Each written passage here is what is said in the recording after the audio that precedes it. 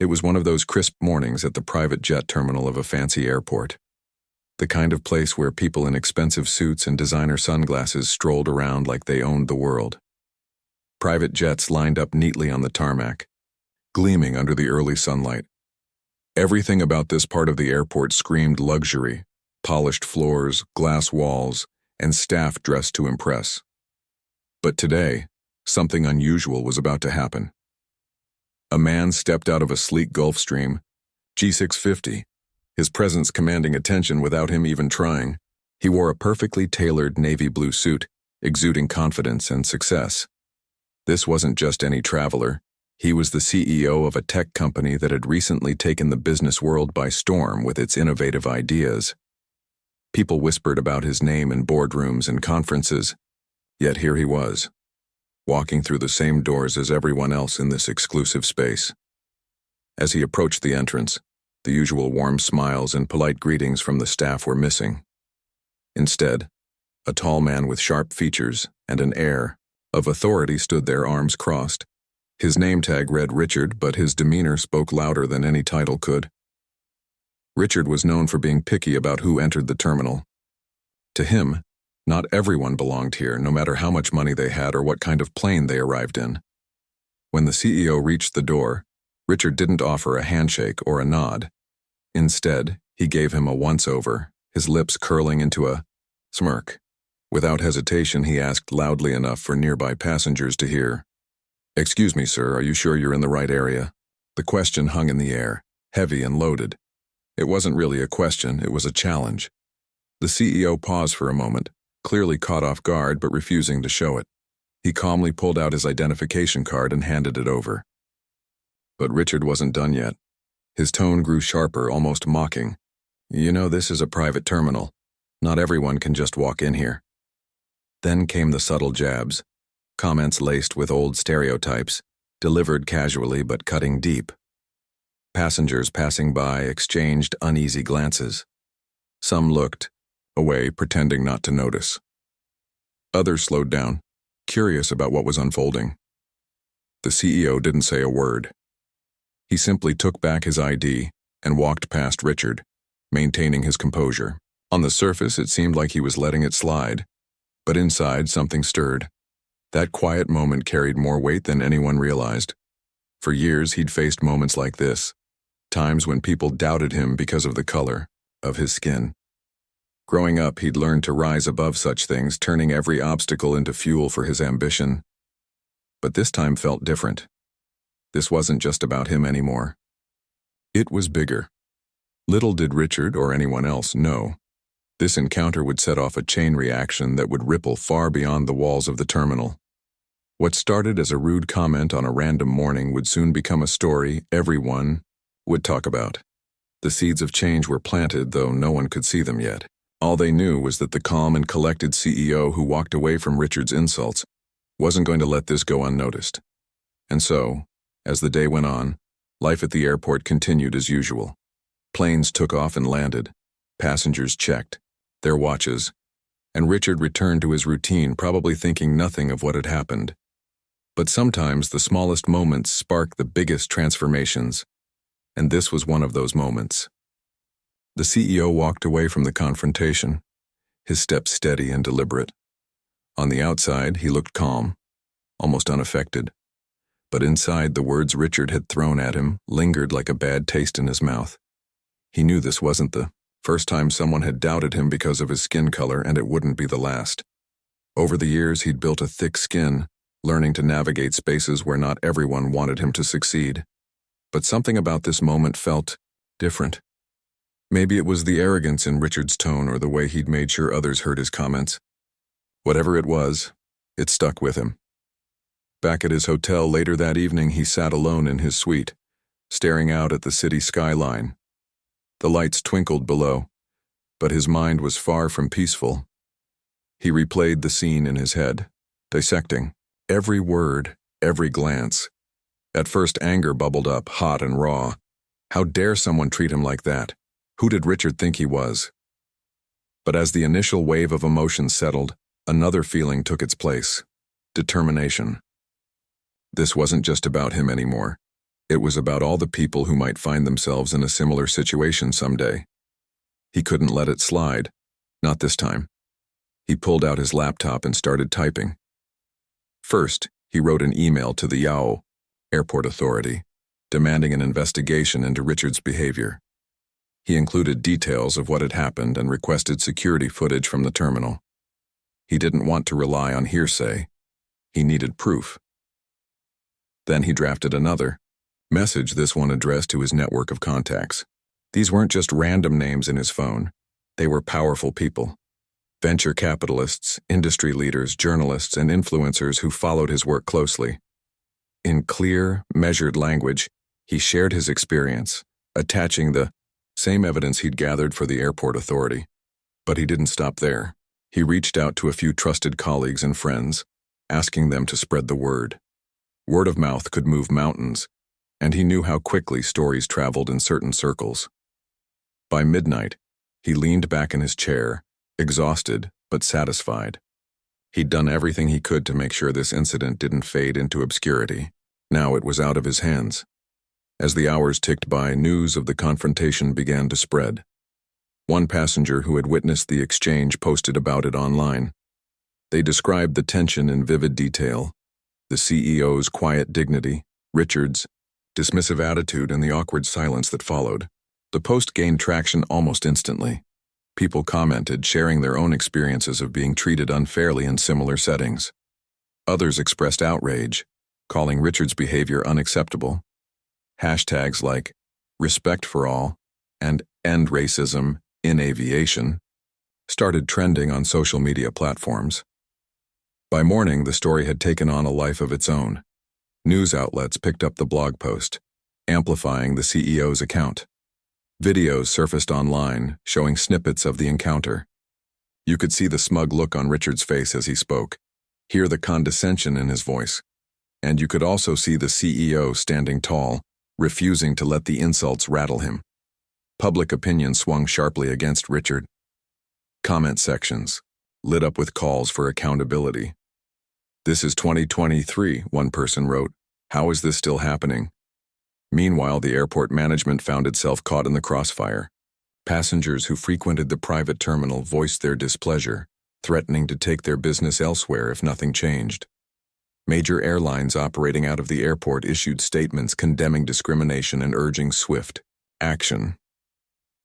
Even celebrities joined the conversation, recounting their own run-ins with prejudice in high-end spaces. It seemed like everyone had something to say about what had happened. Richard, blindsided by the sudden attention, tried to defend himself. He gave interviews insisting his comments had been misunderstood. "It was just a joke," he said, though his tone lacked conviction. When asked why he'd singled out the CEO specifically, he stumbled over his words, offering weak excuses. But his attempts to downplay the incident only made things worse. Someone leaked audio recordings of past conversations where Richard had made derogatory remarks about minority passengers. Suddenly, it wasn't just one isolated event. It was a pattern. The pressure mounted until the airport authority had no choice but to act. They suspended Richard pending an investigation, issuing a vague statement about taking allegations of discrimination seriously. But the public wasn't satisfied. Calls for his resignation grew louder, echoing across news channels and social media feeds. For Richard, the walls were closing in. His once unshakable confidence crumbled under the weight of scrutiny. Through all of this, the CEO stayed quiet. He didn't give interviews or post updates on social media. Instead, he focused on his work, attending meetings and preparing for the summit that had brought him to the city in the first place. But behind the scenes, he kept pushing. He thanked those who supported him, encouraged others to speak up, and continued advocating for change. He knew this was bigger than him. It was about creating a world where no one had to endure what he had.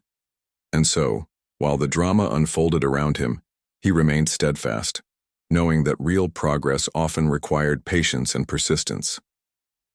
The road ahead wouldn't be easy, but he was ready to walk it, one step at a time. By the time the sun rose the next morning, the story had exploded far beyond the walls of that private jet terminal. What started as a tense exchange between two men was now front-page news, dominating headlines and social media feeds around the world. Everyone seemed to have an opinion about what had happened, and the pressure on the airport management and Richard was mounting by the hour. News outlets couldn't get enough of the story. Reporters dug into Richard's background, uncovering a trail of complaints from passengers who claimed they'd been treated poorly under his watch. Some described being ignored or spoken down to, while others recounted instances where they felt singled out because of their race, gender, or appearance. These accounts painted a picture of someone who believed he was above reproach, someone who thought the rules didn't apply to him. The leaked audio recordings only added fuel to the fire, showing Richard making offhand remarks that were not just rude, but outright discriminatory. As the evidence piled up, public outrage grew louder. People weren't just angry, they were fed up. For years, travelers had whispered about the elitist culture at private terminals like this one. Stories of gatekeepers treating certain guests with disdain had circulated quietly among circles of frequent flyers. But now, those whispers had turned into shouts. Social media became a battleground, with hashtags like being respect for all and end racism in aviation trending globally. Thousands of posts shared personal stories of facing prejudice in luxury spaces. Some recounted being questioned about their credentials, despite owning multi-million-dollar jets. Others talked about staff assuming they were chauffeurs or assistants rather than the high-profile executives they actually were. Major airlines operating out of the airport scrambled to respond. They issued statements condemning discrimination and promising to review their partnerships with facilities accused of fostering hostile environments. One airline even announced plans to relocate its operations if changes weren't made quickly. Influential clients, the kind who flew private regularly, began pulling their business, threatening to take their custom elsewhere unless something drastic happened. The financial implications were clear. Ignoring the problem wasn't an option anymore. Richard, meanwhile, found himself drowning in the backlash. His attempts to explain away his behavior fell flat. In interviews, he tried to frame his comments as harmless banter, insisting he hadn't meant any harm, but viewers saw right through him. Clips of his awkward, defensive responses went viral, drawing ridicule online. Memes mocking his excuses popped up everywhere, turning him into a punchline. It didn't help that the leaked audio contradicted his claims of innocence, exposing a pattern of bias that was impossible to ignore.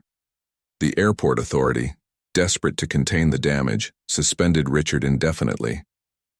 They promised a thorough investigation, vowing to hold anyone involved accountable, but the public wasn't buying it. Protesters gathered outside the terminal, holding signs that read, "No room for racism," and "Equality starts here."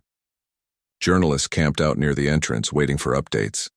Every move the airport made or didn't make was scrutinized under a microscope. Amid all the chaos, the CEO stayed silent. He didn't give interviews or post rants on social media. Instead, he focused on channeling the momentum into action. Behind the scenes, he reached out to influential figures within the aviation industry, urging them to use this moment as an opportunity for real change. He reminded them that incidents like this weren't isolated. They were symptoms of a deeper issue. Luxury travel might cater to the wealthy, but wealth didn't shield people from prejudice. If anything, it often amplified it, creating environments where privilege clashed with bias in ugly ways. Slowly but surely, the conversation shifted. What began as anger toward Richard evolved into a broader discussion about inclusivity and respect in private aviation. Industry leaders started asking tough questions. How could they ensure every passenger felt welcome? What steps needed to be taken to root out discrimination? And most importantly, how could they rebuild trust with travelers who'd been hurt by experiences like this? The CEO's quiet determination inspired others to speak up. Passengers who had stayed silent for fear of rocking the boat now shared their stories openly, demanding better treatment. Advocacy groups seized the moment, calling for reforms across the industry. Even competitors joined the cause, recognizing that this wasn't about one terminal or one man. It was about setting new standards for everyone. Back at the airport, things were changing too. New leadership stepped in temporarily, promising transparency and accountability. Staff underwent sensitivity training, learning how to interact with passengers respectfully regardless of their background. Feedback systems were put in place, allowing travelers to report issues without fear of retaliation. Slowly, the atmosphere at the terminal began to shift. Gone was the air of arrogance that had once defined it. In its place was a renewed focus on service and equality. For Richard, there was no coming back.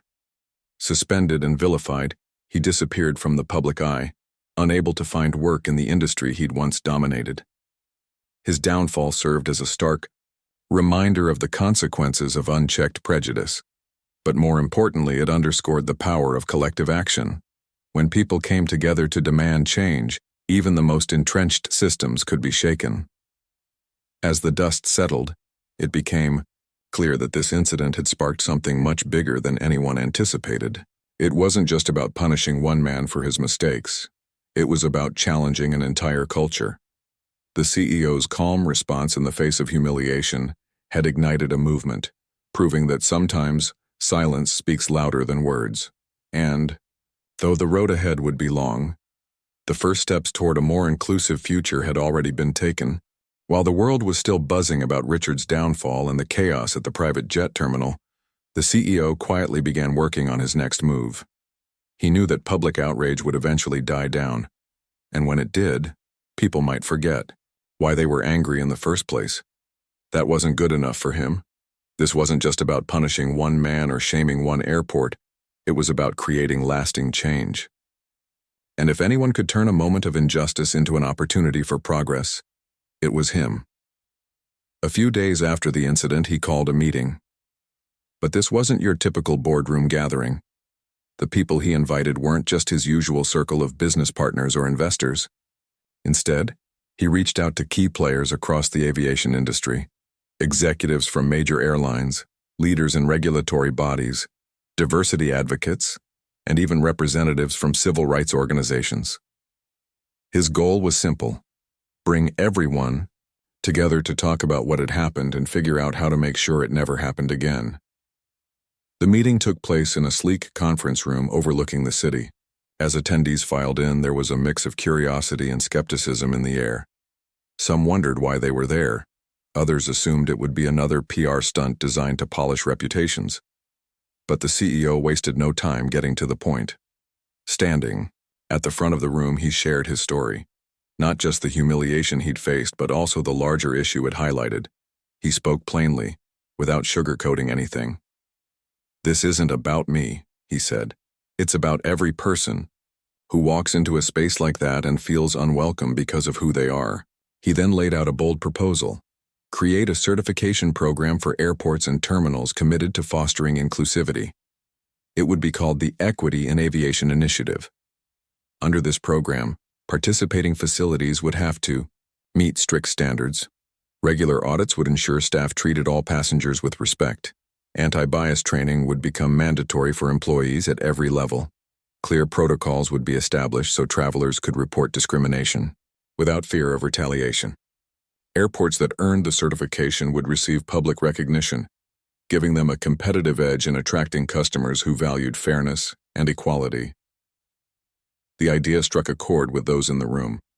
For years, many had recognized the need for reform but didn't know where to start. Here was a concrete plan, one that combined moral responsibility with practical incentives. Airlines saw the potential benefits immediately. If their partner terminals became certified, it would reflect well on them too. Regulatory bodies appreciated the emphasis on accountability. Advocacy groups loved that the initiative centered around protecting marginalized communities. By the end of the meeting, nearly everyone present had pledged support. But the CEO didn't stop there.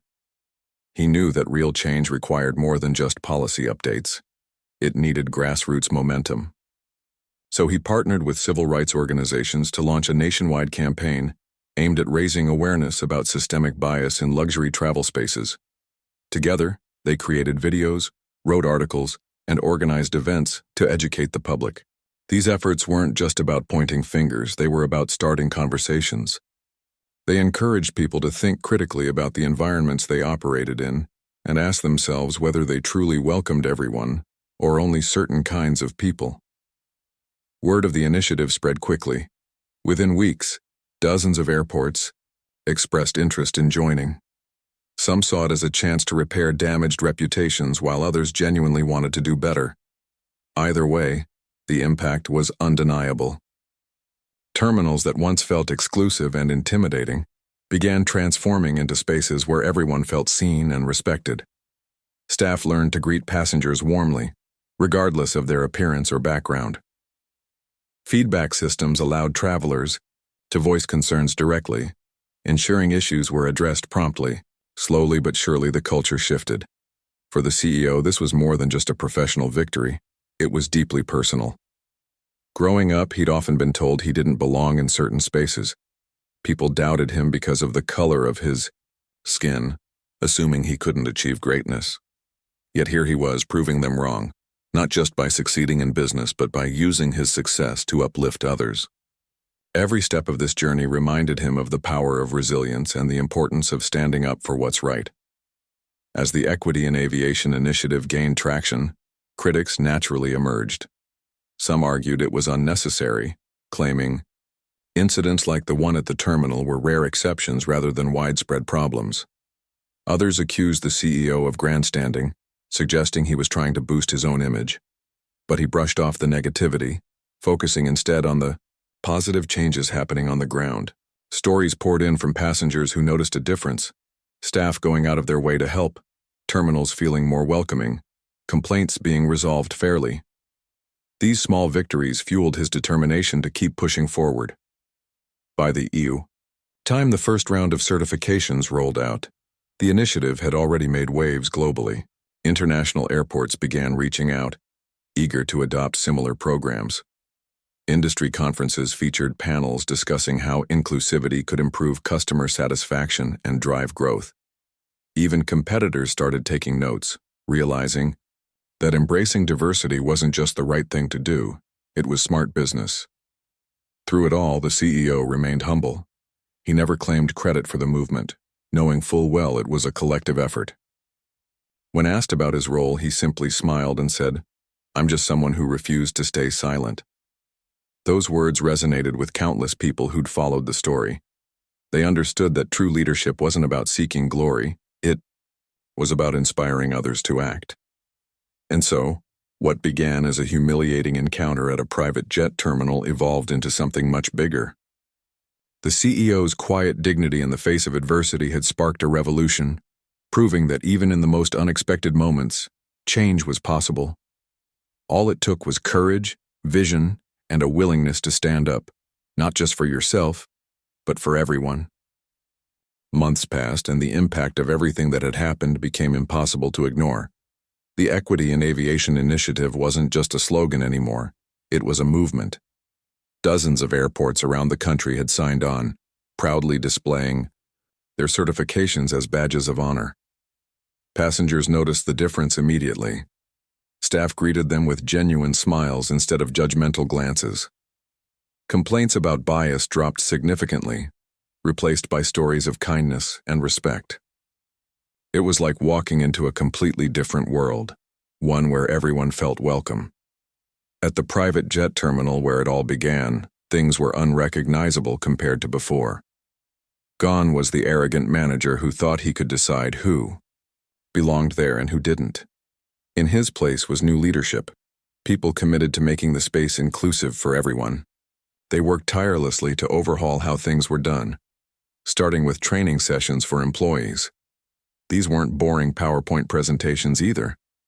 The trainers used real-life examples to show staff why treating every passenger equally mattered. Role-playing exercises helped them practice handling tricky situations without letting biases creep in. Feedback from travelers poured in, and most of it was glowing. One frequent flyer wrote a heartfelt letter thanking the team for turning the terminal into a warm and welcoming gateway. Another shared how a staff member went out of their way to assist her elderly mother, something she never expected after years of feeling ignored in similar spaces. Even longtime skeptics admitted they'd underestimated the initiative's potential. What started as an idea born out of anger and frustration had transformed into something tangible, a beacon of hope for anyone who'd ever felt unwelcome. As for Richard, his name faded into obscurity. After being fired, he struggled to find work in the industry. His reputation preceded him wherever he went, and no one wanted to take the risk of hiring someone embroiled in such controversy. For a while, rumors swirled about him trying to reinvent himself, taking courses, attending workshops, even attempting to apologize publicly, but none of it stuck. Eventually, he disappeared from the spotlight altogether, a cautionary tale about what happens when arrogance overrides empathy. Meanwhile, the CEO found himself at the center of a whirlwind. Invitations flooded in, from conferences eager to hear him speak, universities wanting to teach case studies based on his actions, and organizations hoping to partner with him on future projects. He accepted some but turned down many, knowing he couldn't spread himself too thin. When he did step onto a stage or sit down for an interview, his message was always the same. Progress required collective effort. "I didn't do this alone," he often said. "It's not about me. It's about all of us working together to create a better system." People admired him, not just for his success in business, but for the grace he showed throughout the ordeal. Despite the humiliation he'd faced, he refused to stoop to Richard's level. Instead, he channeled his energy into something constructive, proving that dignity in the face of adversity could inspire change far beyond what anyone imagined. His story resonated deeply with audiences because it wasn't perfect, it was human. He admitted he'd been angry, hurt, and unsure of what to do next. But he also explained how those emotions pushed him to act, reminding listeners that vulnerability wasn't weakness, it was strength. The ripple effects of his actions reached farther than anyone anticipated. Schools started teaching lessons about the incident, using it as an example of how one person's courage can spark widespread reform.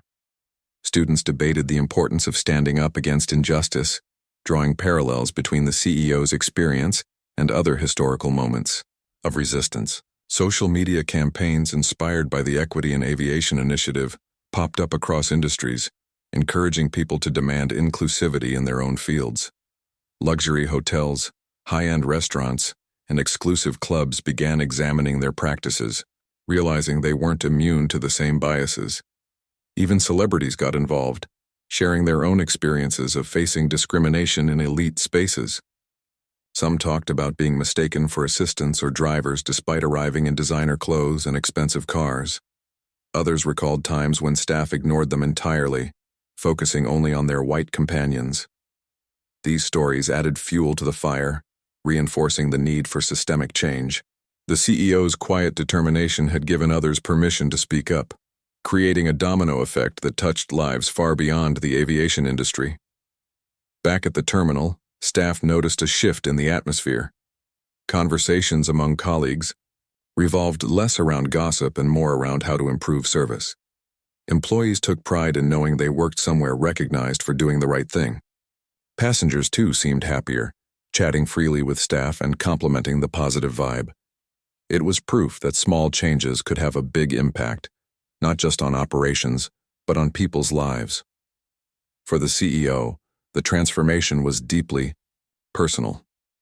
Every time he walked through the terminal now, he felt a sense of satisfaction. Not because he'd won some imaginary battle against Richard, but because he'd helped create a space where others wouldn't have to endure what he had. He often thought about the passengers who came through, families traveling for vacations, executives heading to meetings, artists flying to performances, and hoped they'd leave with fond memories instead of bitter ones. Looking back, he realized the entire experience had changed him. Sure, he'd always been driven and ambitious, but now he carried a deeper sense of purpose. Success wasn't just about building wealth or earning recognition. It was about leaving the world better than you found it. And though he knew there was still work to be done, he felt hopeful. Change wasn't easy, and it certainly didn't happen overnight. But if one man refusing to stay silent could lead to this much progress, imagine what millions of voices united could achieve. That belief kept him going, pushing him to dream bigger and aim higher.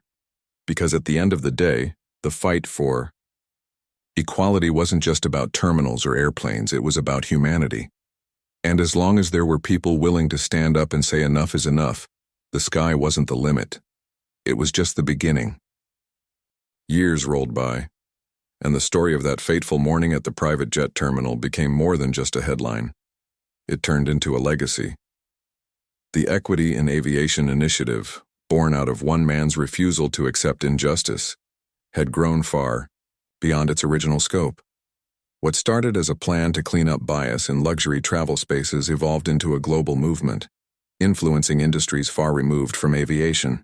Schools taught it as part of their curriculum, businesses modeled their diversity programs after it, and communities rallied around its principles. It was proof that even the smallest acts of courage could ripple outward, touching lives in ways no one could predict.